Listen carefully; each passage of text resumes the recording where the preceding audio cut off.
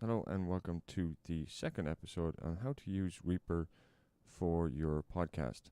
And like I said in the last episode, that I would show you how to use the effects and what they will generally do. So I'm going to record this bit of audio that is just the introduction and use that as my sample. So I'm just going to stop it right now.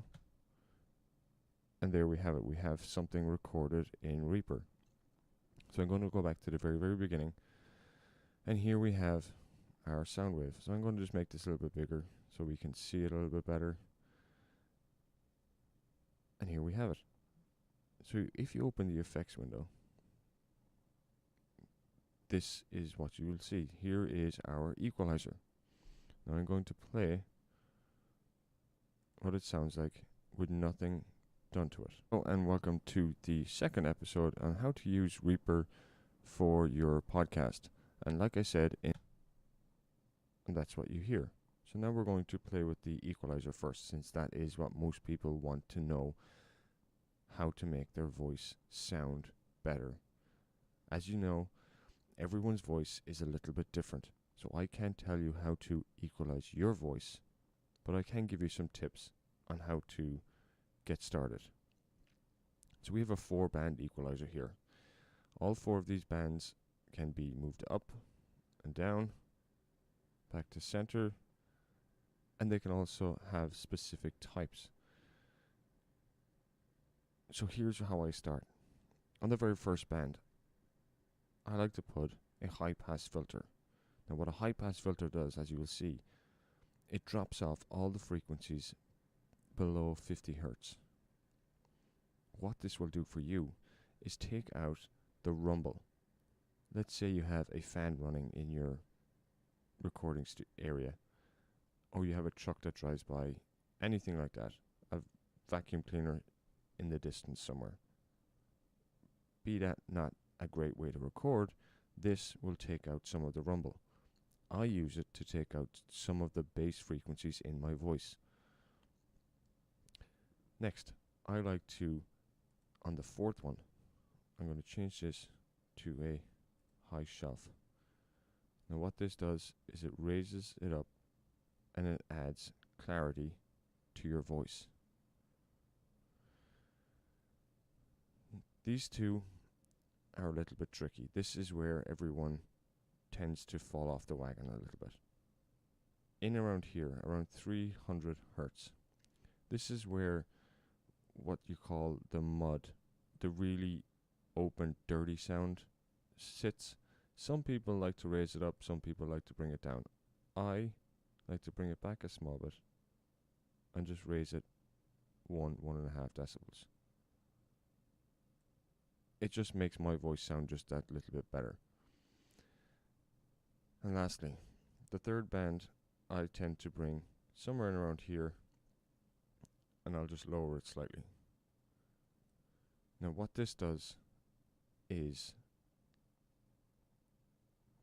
takes out some of the S's. Just a little bit. Not very well. There is FX in Reaper that is a de-esser. I haven't had any luck using it yet, so I'm not going to show you something that I haven't perfected yet. Now this isn't perfect either. Everyone has a different way of equalizing. Some people like to do a high pass filter at the start, and on the end do a low pass filter. Some people just like to leave it as a band and have it just raise up and drop off. Each person will do it their own way. Do what sounds good to you, but don't overdo it. If you overdo it, you can tell. Make it sound like you've almost done nothing at all.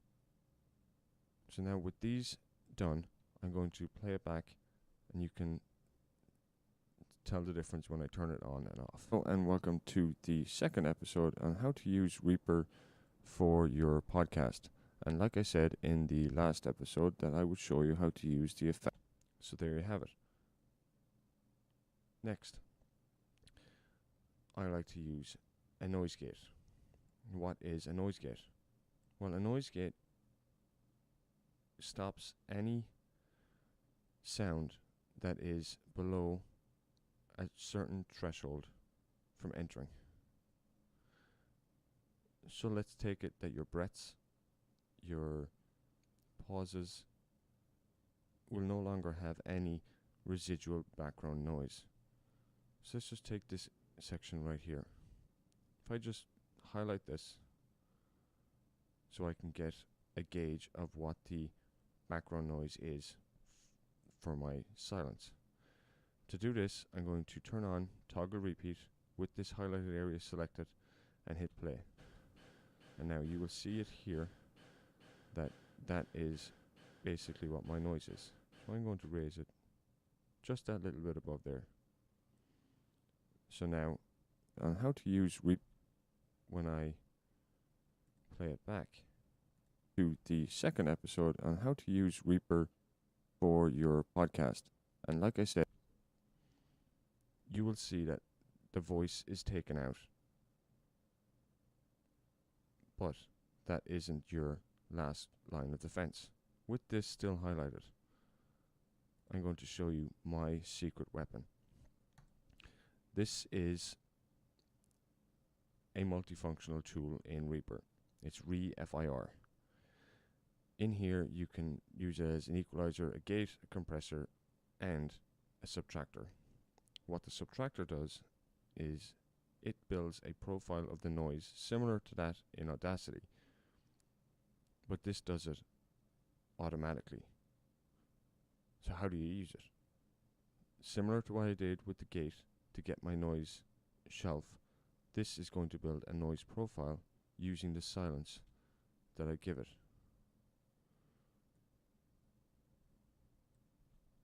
Unfortunately, I don't have any noise in my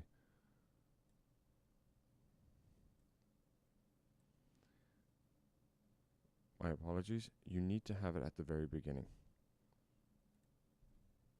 So here is the noise that is in the room with nothing being said and just background noise. When I click automatically build noise profile, you see that the wave is created of the noise. To enact it, you simply stop it playing, unselect it, and now when you go back to play it again for your podcast, the noise is now removed. Like I said, but not just from the blank areas, from your voice as well. You see, a gate only functions when there's no speaking. So if there is a background noise, it's still going to be there. Let's say you're lightly typing on your keyboard. It can take those clicks away. Not very well, but it can take most of it away. And lastly, the compressor. The compressor is a tool that is used to level out all of the voices that you're recording. Luckily, it's only just me, so I don't usually have to use a compressor too highly, but it helps. I will go through what it does, and if you find that it helps, go right ahead and use it. So as you see, this looks kind of daunting the first time you see it. There's a lot of things that you may not understand, but I'm going to try and explain it as best I can. Attack and release. Attack is how quickly the compressor kicks in, and release is when it lets go. You see, what the compressor actually does is, if a noise is below a certain threshold, it will raise it up a certain ratio depending on what you select here. And as you see, this is set at 1:1. I'm going to set it at my normal setting of 2.5 to 1, which I can just do by clicking here, and they're 2.5 to 1. Now, so what's this going to do? Well, at the moment it's not going to do anything because my threshold is way too high. So I'm going to bring it down to minus 20 dB. And now anything that is above this will be compressed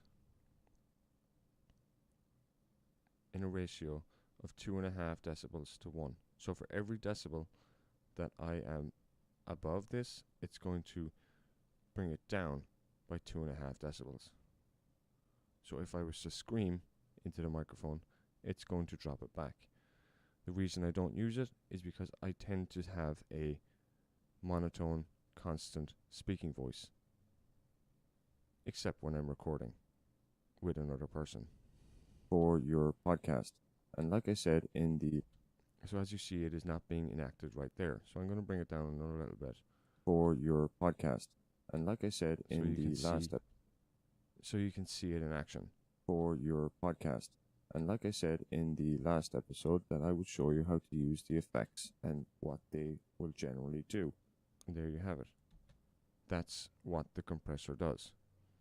Some of the other things that you can do in here is you can play with the wet and dry, which is a different sound that can be created. I tend to leave them alone. Again, you can't hurt it by just playing around with them. See what sounds good to you. But don't overdo it.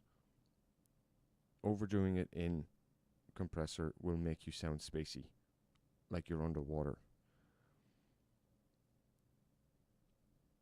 And that's it. If anyone has any questions on using EQs, using the subtractor tool, the gates, you can hit me an email. It's at allgeeksaside@gmail.com. And that's it. Thanks for watching. See you next time.